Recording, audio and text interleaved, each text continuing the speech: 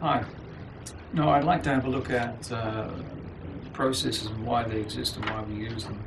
Um, Originally, this was intended to be the first in this series on processes, but then I found that I had to give definitions and terminology, so it's now the second.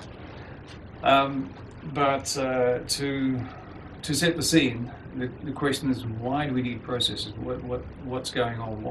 What use are they? The answer is that in order to make some sense out of work, we need some means of collecting things together in meaningful ways so that we can reason about the relationships between them.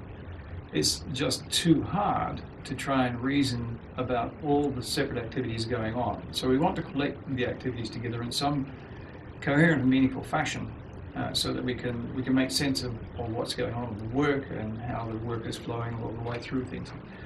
Now that means tends to be the process. We gather the work together in meaningful lumps, and we call that a process. So we reduce the complexity of the overall work into a collection of processes that have some meaning in the context. Now the first, not the first view of a process, but one of the first formal methods of documenting processes came out of the US Air Force program for integrated computer-aided manufacturing. All right, so they sought to increase manufacturing productivity through systematic application of computer technology. They identified a need for better analysis and communication techniques for people involved in improving manufacturing productivity. So they needed to be able to reason about this manufacturing. Now, we're talking about computer-aided manufacturing and all the electronic shifts and artifacts and stuff that went on with that. So if you're doing computer-aided design, for example, you're not shifting a physical artifact, but you're shifting an electronic artifact, and you need to know a certain amount about that. So they had a look at this. Now, what they came up with was the IDEF-0 model, or the IDEF model. Now, IDEF was the ICAM definition. So if you remember, ICAM was the integrated computer-aided manufacturing, so we got ICAM, and then that ICAM definition, so IDEF. IDEF-0 is the syntax and semantics of this whole specification. There is in fact 4 or 5 standards that are involved in that. It is a standard. It's IEEE 1320 if you want to look it up. Now, IDEF-0 is used to produce a functional model, and a function model is a structured representation of the functions in a system or subject area. IDEF-1 is used to produce an information model, and IDEF-2 is used to produce the dynamics model.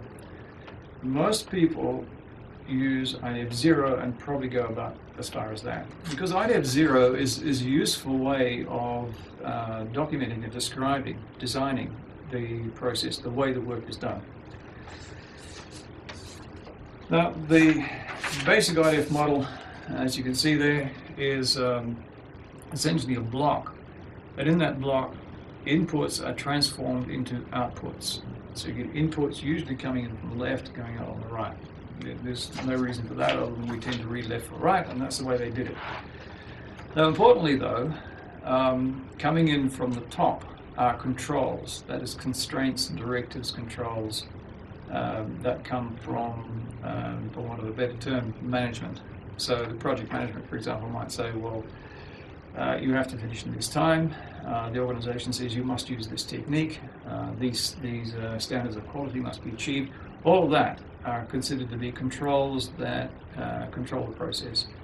Now, coming in from the bottom, because you have to do somewhere, are the enabling mechanisms. Now, the enabling mechanisms are the tools you might use, the infrastructure you might use, the personnel and skills and knowledge, all the things you need to perform that transformation. There's also the call out from the process, where it calls a service. So you might call a service to manage the configuration or manage the versions, or do some other kind of point service in this process. You could call it as a function call, I guess. Now, an IDEF model, there is one that is there, and this was to plan a new information program. So you can see there the program charter provides the controls and guidance, so it's obviously at a very high level. You've got the program charter, which would be your project contract. There are issues and operations data that come in from the as inputs. There's a plan, the new information program, and there's a program plan comes out the other side. The enabling mechanism in this case is the program team. There's no other infrastructure or any particular enabling mechanisms recorded other than the program team. So there's a fair bit is assumed in this kind of thing. Now, a bigger but still relatively simple IDEF 0 model is the one that's in the next page, and you'll have to excuse me, it's printing is rather fine and I have to read it. Now this simply goes through and defines the receiver, describes the value, features, determines satisfaction attribute functions, and decide the target quality. So we're talking about the steps you'd go through in planning out a project. Now, whether you think they are processes or not, in many ways doesn't matter. This is the IDEF 0 way of modeling things, and you can see how it can document all the different parts that go into there. Now, IDEF 0 itself is very good for production processes. That is, relatively stable, repeatable processes. It can be used for business processes, and obviously is, particularly in people who know how to use IDEF 0 will tend to use it for everything, and people who don't won't. It is a good tool to make sense of complex processes. It does define what you look at, and it does give you a means of pulling things together. So it's pretty good for that. It really is good for mapping the movement of material through the production process. So all those inputs go to outputs, and those outputs become inputs for other processes, and so it's very good for mapping those through.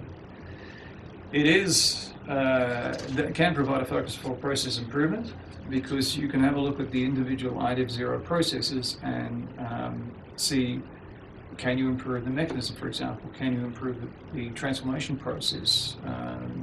You've got visibility of the inputs and the outputs, so you can look at those, and you can look at the controls. So there's a certain amount of focus on things that you can do something about. Now, the limitations of IDEF 0. IDEF 0 does tend to minimize the effect of variations. You don't see anything in the IDEF 0 process that says, well, think about this time, or how do you change the process this time? But there's very little ability to change the process dynamically. So very good for production, very good for manufacturing. I don't think it's particularly good for highly variable processes that you would get in software development, for example. But as a way of documenting processes generally within the limitations of how much you wanted to express or hide those variations, it's a good method of doing things. So in summary then, the IDEF 0 process focuses on the production process. Modeling tools and techniques exist, and you can get tools that will happily map out IDEF 0 processes for you. Transformation activities tend to be the focus of process improvements. So that's the summary for IDEF 0.